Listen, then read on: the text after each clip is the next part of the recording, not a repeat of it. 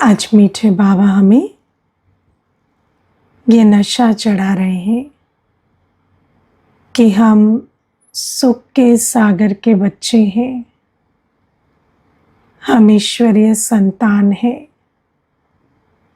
तो हमें कभी दुख की फीलिंग नहीं आ सकती।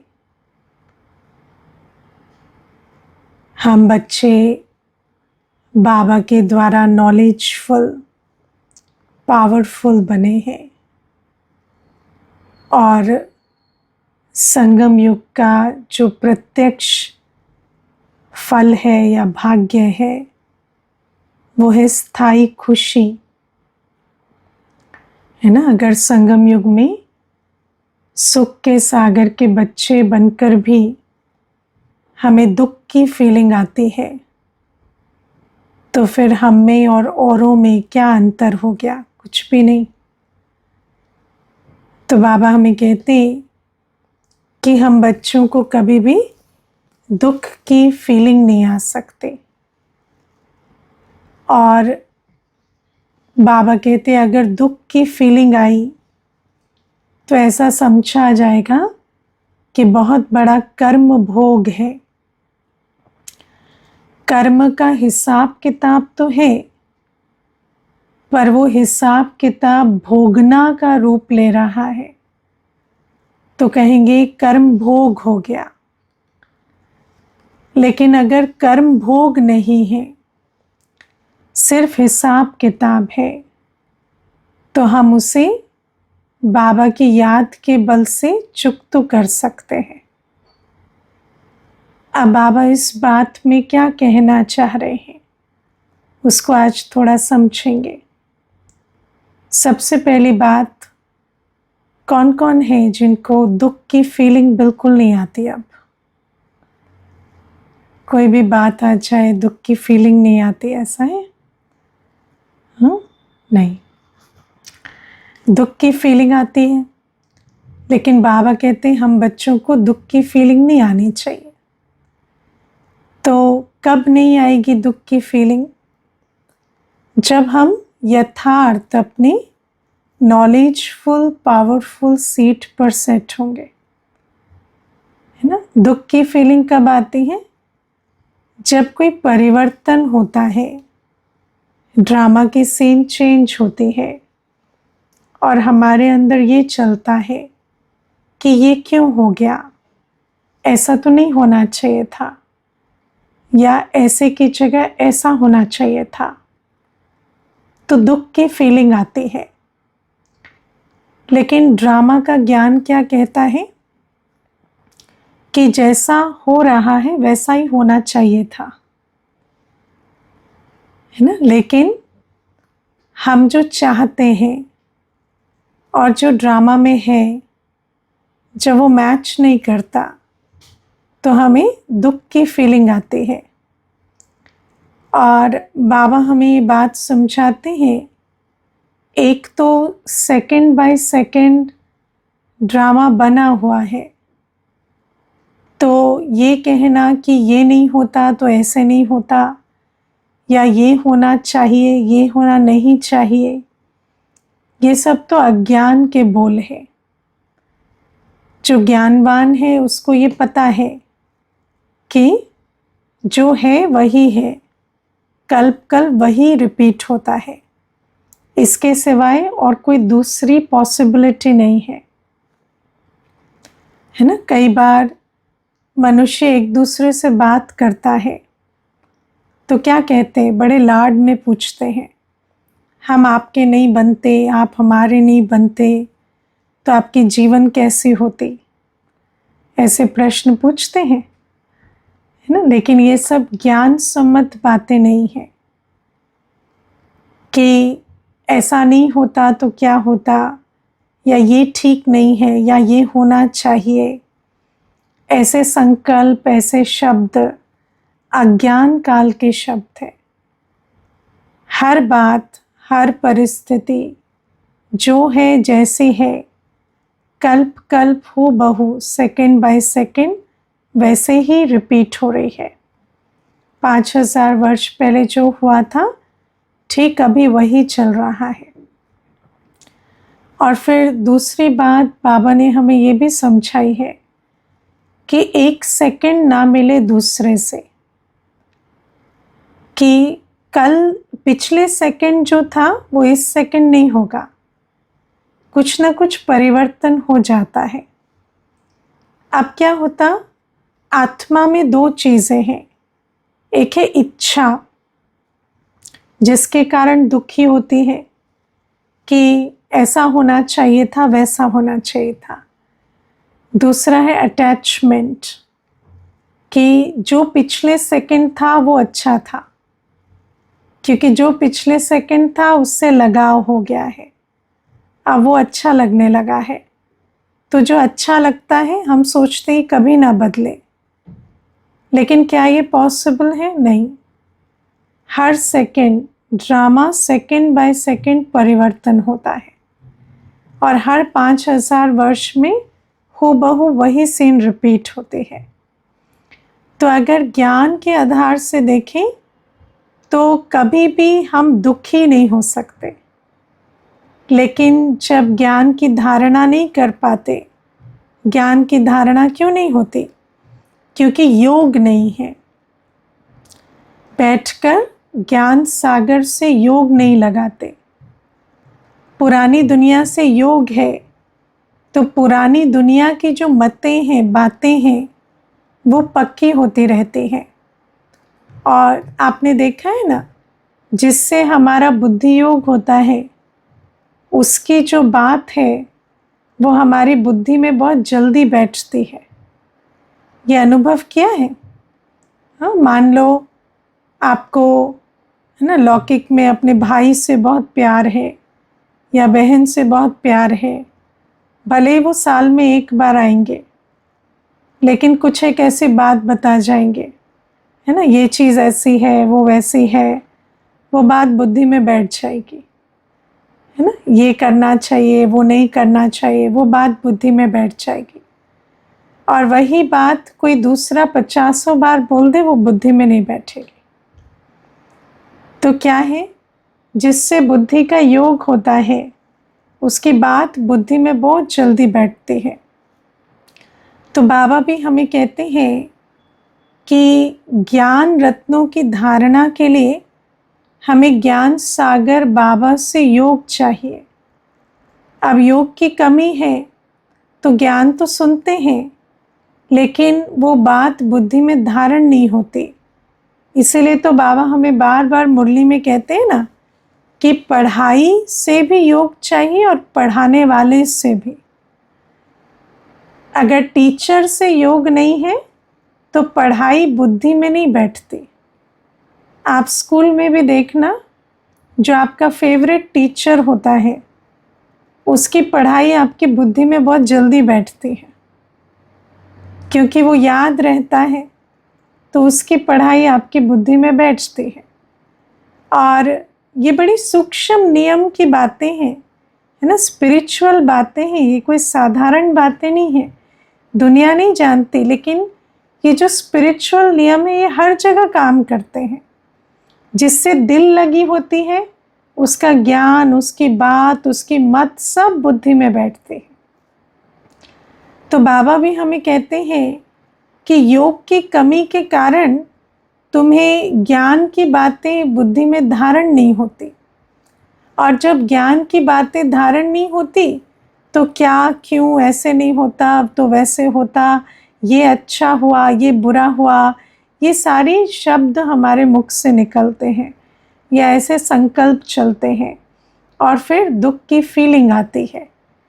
लेकिन बाबा हमें कहते हैं अगर सचमुच ज्ञान की धारणा हो, खासकर ड्रामा का ज्ञान, कि ड्रामा सदा कल्याणकारी है और जो है सो है, उसके सिवाय कुछ और हो नहीं सकता था, अगर ये बात बुद्धि में बैठ जाए तो कभी भी दुख की फीलिंग नहीं आएगी।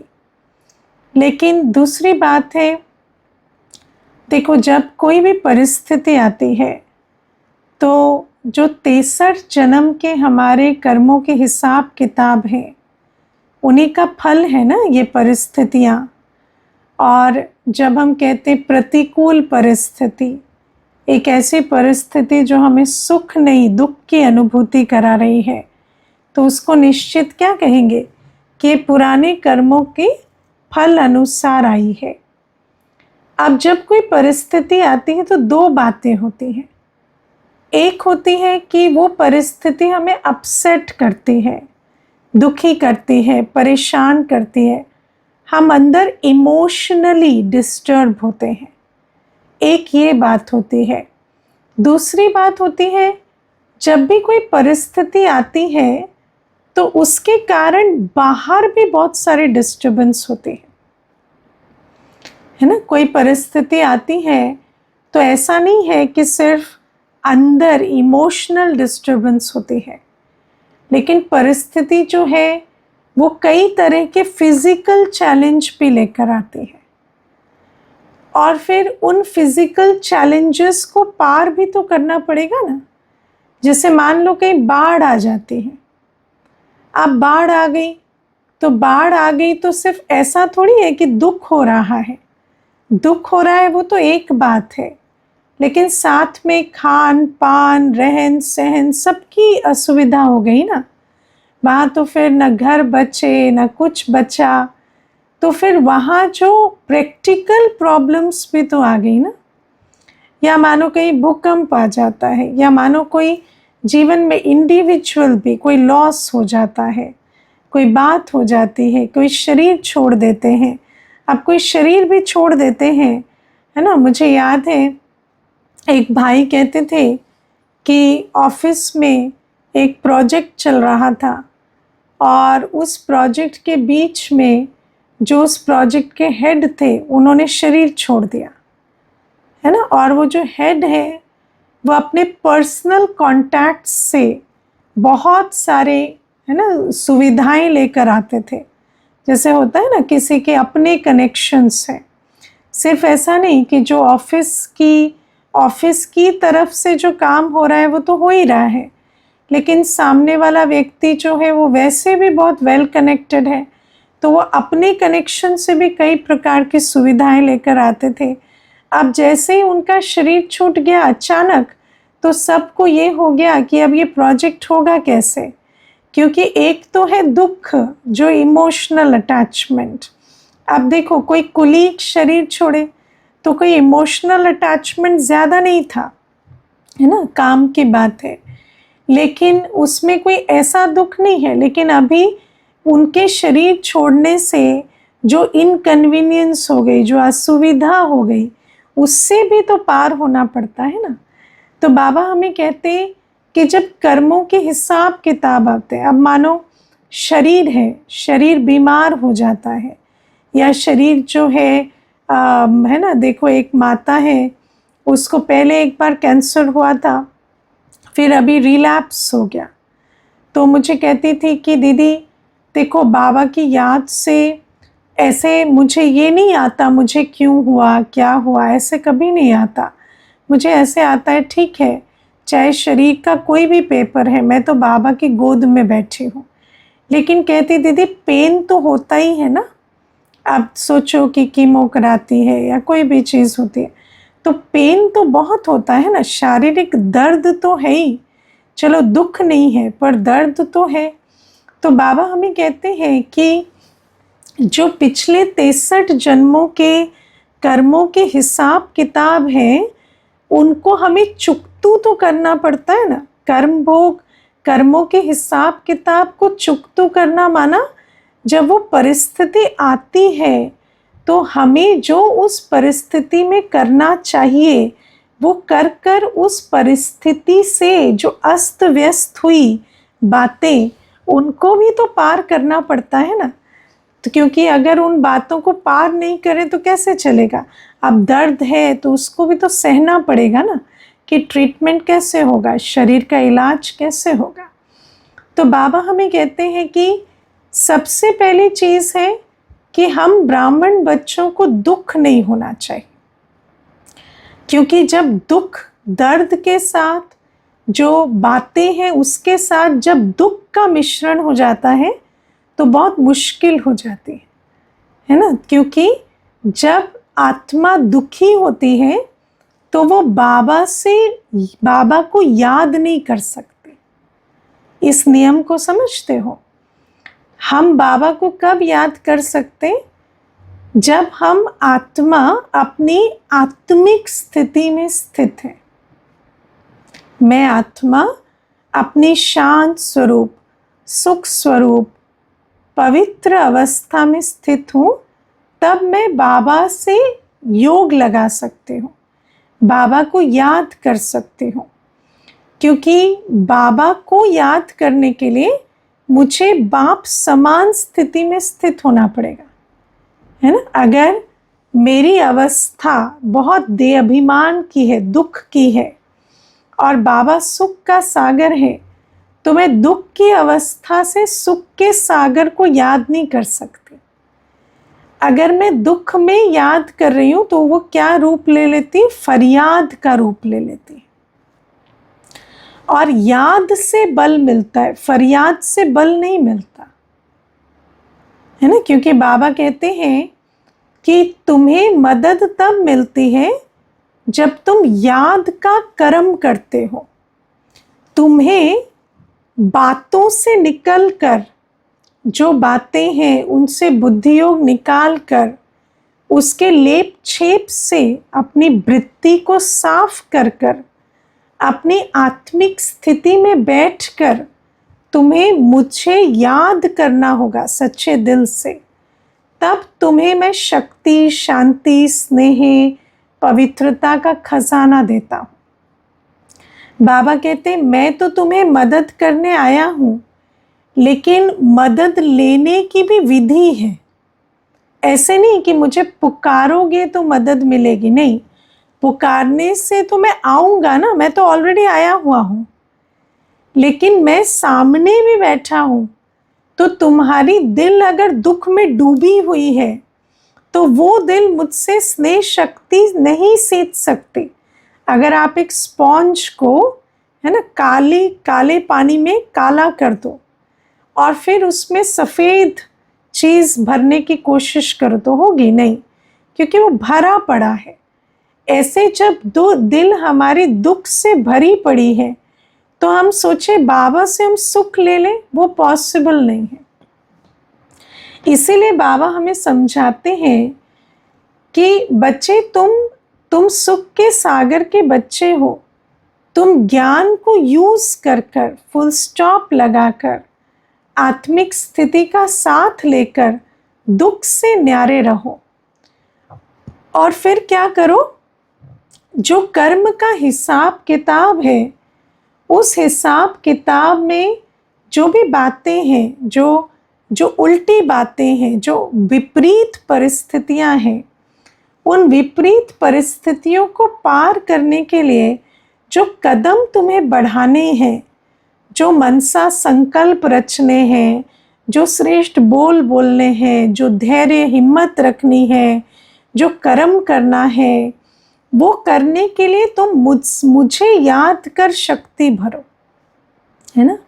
कई बार जो कर्मों का हिसाब किताब होता है वो बहुत समय तक चलता है।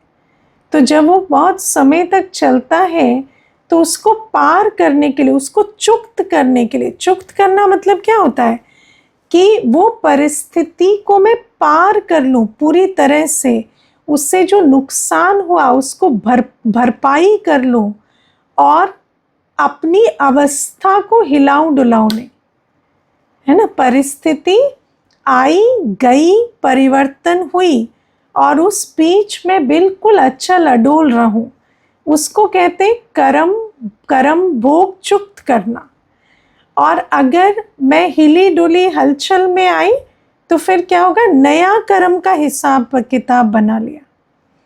तो अगर मुझे कर्मों के हिसाब किताब को चुक्त करना है तो पहले मुझे दुखी होने से बचना है, मुझे साक्षी होकर बैठना है और फिर बाबा को बहुत प्यार से याद करना है और याद से बल भरकर जो और जितना समय उस परिस्थिति में जो जो करने का है वो करते चले जाना है। श्रेष्ठ संकल्पों की रचना करना है, जो भी कर्म करना है वो सब कर कर उस हिसाब किताब को मुझे चुक्त करना है। तो ये बात आज प्यारे बाबा हमें समझा रहे। मैं आपको इसमें एक बात बताती हूँ। एक बार एक भाई आए तो कहते कि मेरी जो युगल है तो कुछ वर्ष शादी के हुए थे और कहते कि हमारा एक बेटा भी है, और अचानक, वैसे तो वो कहते मेरी तरफ से बहुत गलतियां हुई हैं, मैं इस चीज़ को मना नहीं करता, मैंने अपनी युगल को बहुत तंग भी किया, इग्नोर भी किया, लेकिन मुझे कभी भी स्वप्न में भी नहीं था कि वो मुझे छोड़कर चली जाएगी। लेकिन अचानक क्या हुआ, जब मेरा बेटा 7 वर्ष का था तो युगल ने कहा कि मैं और तुम्हारे साथ नहीं रह सकती, और उसने अपना पूरा इंतज़ाम कर लिया था और वो बिल्कुल छोड़ के जाने पर मुझे बताई। तो जब उसने मुझे बताया तो मैं इतना क्रोध में आ गया, क्योंकि हुआ तो मुझे दुख, लेकिन उस दुख को मैं अब गिड़गिड़ा कर एक्सप्रेस नहीं कर सकता था, क्योंकि मेरा संस्कार क्रोध का है।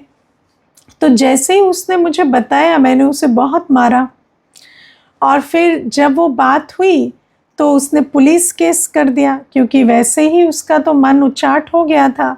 तो उसने पुलिस केस कर दिया, फिर कोर्ट केस हो गया, तो डिवोर्स का मैटर हुआ।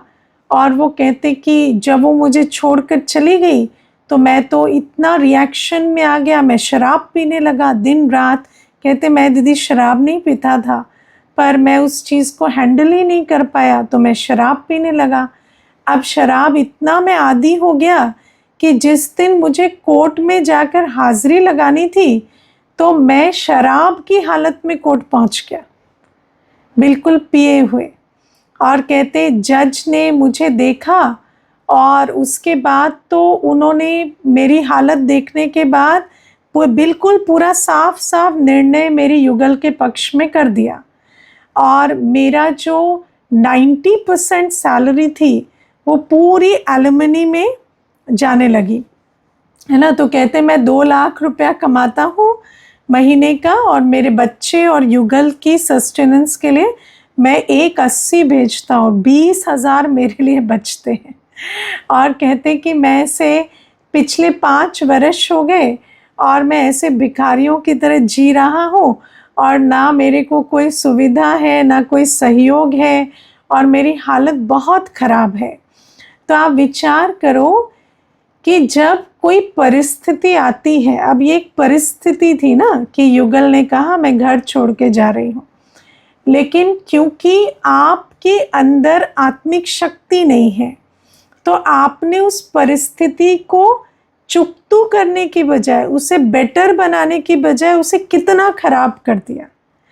और मनुष्य आत्मा जब अपने इमोशन के कंट्रोल में नहीं होती है, जब अपनी आत्मिक स्थिति में नहीं होती है, जब आत्मा के अंदर ये होता है ये कैसे हो गया, वो क्रोधी या दुखी हो जाती है, किसी भी इमोशन में चली जाती है, तो वो ऐसे ऐसे कर्म करती है जिससे वो हिसाब किताब जो छोटा था वो बहुत बड़ा हो जाता है ना। मान लो कोई चीज़ गिर गई, है ना, हड़बड़ी में कोई चीज़ गिर गई, अब चीज़ का नुकसान हुआ, लेकिन आप उस समय पाँव संभाल कर नहीं रखे और पाँव भी फिसल गया और पाँव भी टूट गया तो फिर क्या होता, हिसाब किताब तो आया, चीज़ का नुकसान तो होना ही था, लेकिन साथ में पाँव फिसला, पाँव का भी नुकसान हुआ। फिर अगर उसमें भी शांत नहीं रहे तो और सोचा, क्रोध किया, अपने भाग्य को कोसा, और फिर क्या होता, मानसिक रोग भी हो जाता। तो इसीलिए बाबा हमें कहते हैं कि इस समय को समझकर, बाबा ने हमें हर चीज़ का ज्ञान दिया है, समय का भी ज्ञान दिया है, तो हम सारे ज्ञान को बुद्धि में रख कर सबसे पहले तो कोई भी बात आई फुल स्टॉप लगा दें, दुखी नहीं होना है ना। कोई भी चला गया, कोई आया, कोई बात बनी बिगड़ी, कुछ भी हुआ, लेकिन मैं आत्मा हूँ और मेरा बाबा मेरे साथ है।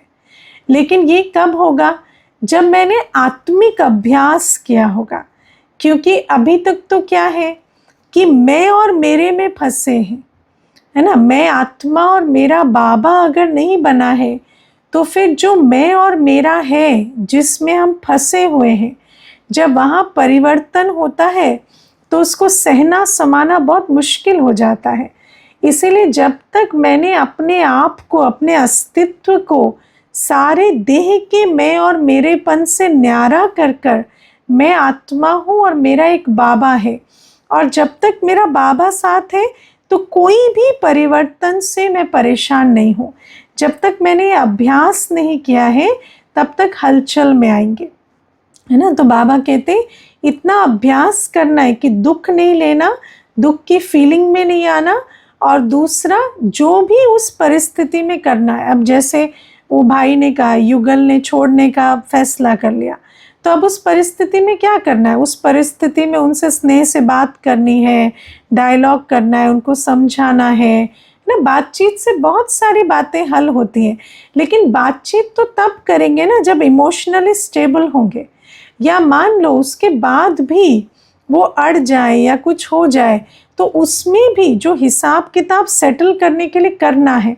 अब मानो उनको एलुमनी भी देनी है तो एक्स्ट्रा कमा कर और उनको भी दे सके और हम भी आराम से रह सकें, या उस केस को और ख़राब ना करें, एलिमनी को मिनिमम रख सके, इतना तो अपने में बल चाहिए ना। तो बाबा हमें कहते हैं हिसाब किताब को बढ़ाने की बजाय चुप तो करें, उसके लिए हमें बाबा की मदद चाहिए।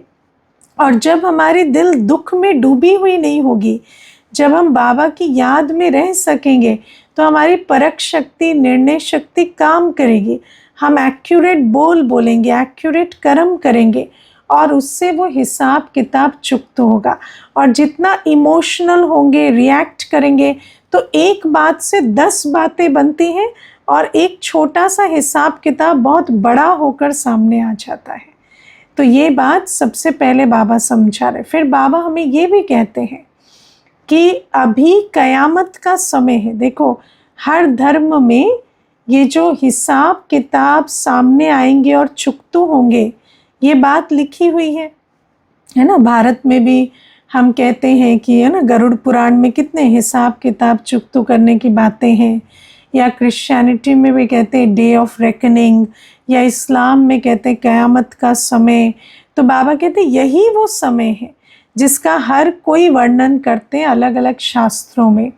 और इस समय पर सारे हिसाब किताब आने हैं और हमें उन्हें बढ़ाना नहीं है, हमें उन्हें बाबा की याद से चुकतू करना है। लेकिन अगर हम चुकतू नहीं करेंगे तो क्या होगा? तो बाबा कहते फिर सजाएं खानी पड़ेगी अंत में। तो सजाएं तो नहीं खानी है ना। हम ब्राह्मण बने हैं। ब्राह्मण क्यों बने? हमारा लक्ष्य क्या है? हम पास विद ऑनर्स होकर जाएं, है ना। मारपीट खाकर तो सब जाएंगे ना, हम भी उन्हीं की तरह जाएंगे, तो क्यों ब्राह्मण बने हम है ना। जैसे सब जाएंगे, अगर वैसे बेइज्जत होकर वैसे सजाएं खाकर ही जाना है, शान से जाना ही नहीं है, तो हम इतनी मेहनत कर क्यों रहे हैं? तो बाबा कहते हैं ब्राह्मण का जो लक्ष्य है वो ये है ना कि मैं ज्ञान योग बल से सारे जो हिसाब किताब है उनको चुकतू करूं, ताकि मुझे अन्यों की तरह सज़ा ना खानी पड़े अंत में। और अगर मुझे भी सज़ा खानी पड़ेगी तो फिर फ़ायदा क्या हुआ? बाबा कहते हैं द्वापर युग से गर्भ जेल में सज़ाएं खाते हैं, आत्माएं भटकती हैं। देखो हिसाब किताब ऐसे होते हैं, आत्मा को शरीर भी नहीं मिलता, आत्मा भटकती है, तड़पती है, फिर कितना वो हिसाब किताब भटक के चुकतू करती है। गर्भ जेल में भी हिसाब किताब चुकतू होते हैं। गर्भ जेल में क्यों चुकतू होते हैं? क्योंकि जब एक आत्मा एक शरीर छोड़कर दूसरे में प्रवेश करती है तो पिछले शरीर को उसने छोड़ दिया, तो उसको उस देहभान से न्यारी हो गई। अब इस शरीर में भी अभी तक इस माता पिता से, इस शरीर से अटैचमेंट नहीं हुआ है, तो आत्मा की अवस्था कैसी है? देही अभिमानी, न्यारी अवस्था है। तो उस न्यारी अवस्था में जब पिछले पाप याद आते हैं, पिछले कर्म याद आते हैं, तो जैसे सजाओं की भोगना होती है ना। आप विचार करो, मानो आप कभी क्रोध कर दिए, है ना, बहुत ज़ोर से क्रोध कर दिया। अब उस समय तो हमें लगा मैं राइट हूँ, तो क्रोध किया।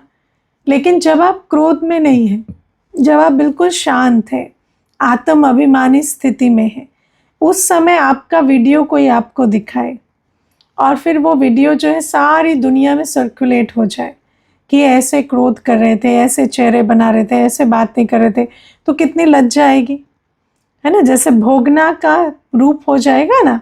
तो इसी प्रकार से हम जो देह भान में कर्म करते हैं, जब आत्मा दूसरा शरीर लेती है तो दूसरे शरीर से अटैचमेंट हुई नहीं है, आत्मा सोल कॉन्शियस है।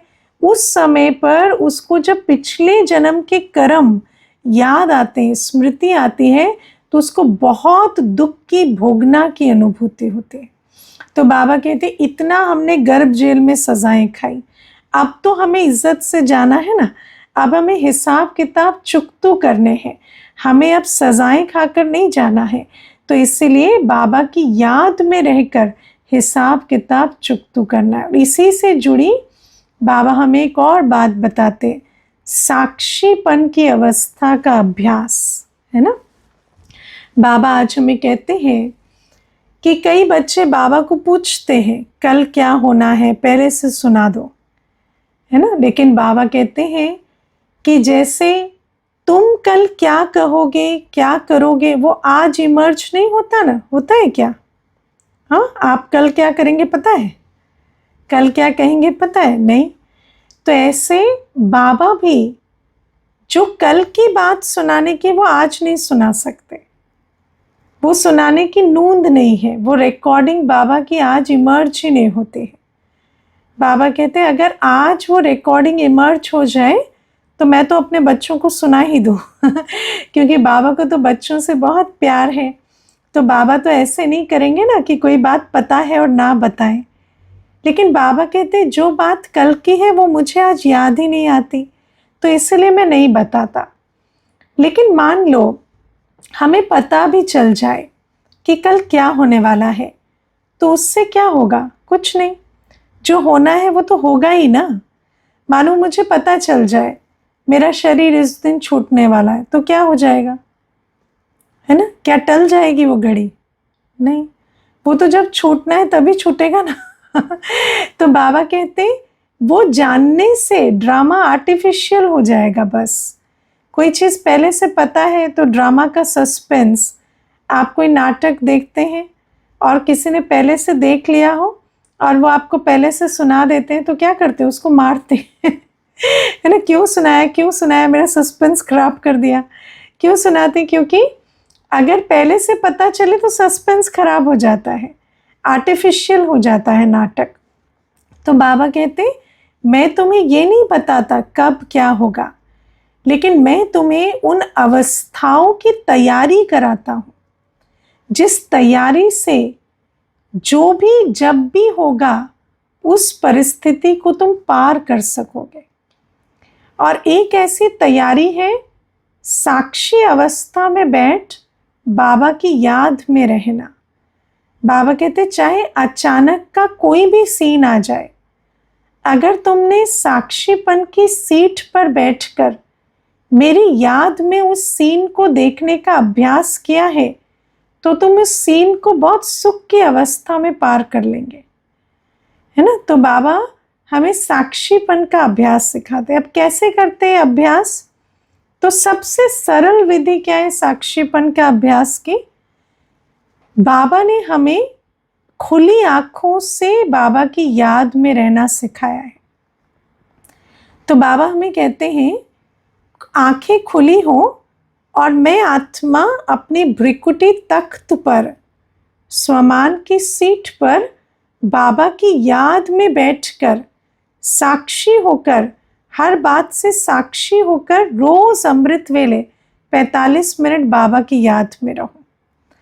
जब हम ये अभ्यास करते हैं कि कोई भी आवाज़ आ रही है, कोई भी दृश्य दिखाई दे रहा है, लेकिन मैं बाबा की याद में आत्मिक स्थिति में सेट होकर खुली आंखों से योग करूं, जब मैं ये अभ्यास करती हूँ तो मेरी साक्षीपन की अवस्था पक्की होती जाती है ना। मैं आपको एक इसमें अनुभव सुनाती हूँ। जब पहले पहले सेंटर खुला तो एक जिस हॉल में क्लास होती थी ना, तो उस हॉल का जो दरवाज़ा था उसमें डोर क्लोज़र नहीं था।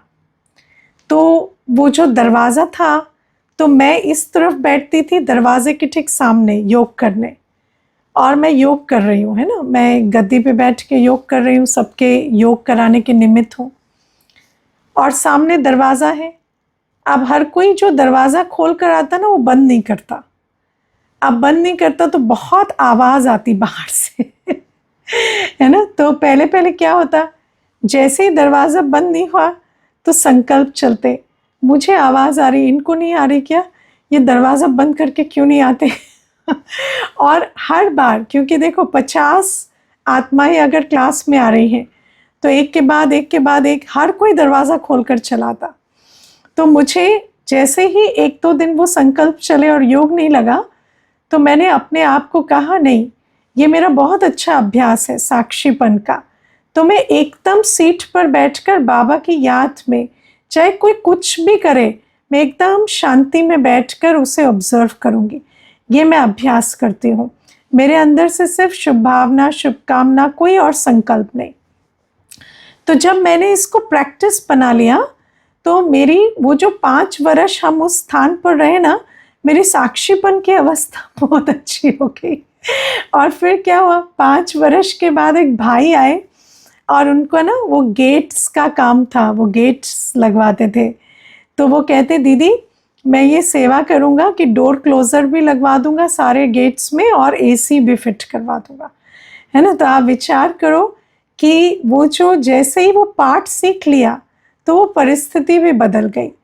तो बाबा हमें कहते इसी प्रकार से हर बात में, खासकर जब हम खुली आंखों से योग करते हैं ना, तो हमारी इस अवस्था का बहुत अच्छा अभ्यास हो जाता है। तो ये अभ्यास करना, यही अंत की तैयारी है। कल क्या होगा जानने से कोई फ़ायदा नहीं है। कल के लिए एवर रेडी होने के लिए जो बाबा सिखाते हैं वो हमें अभ्यास कर अवस्था में धारण कर लेना है। अच्छा, ओम शांति।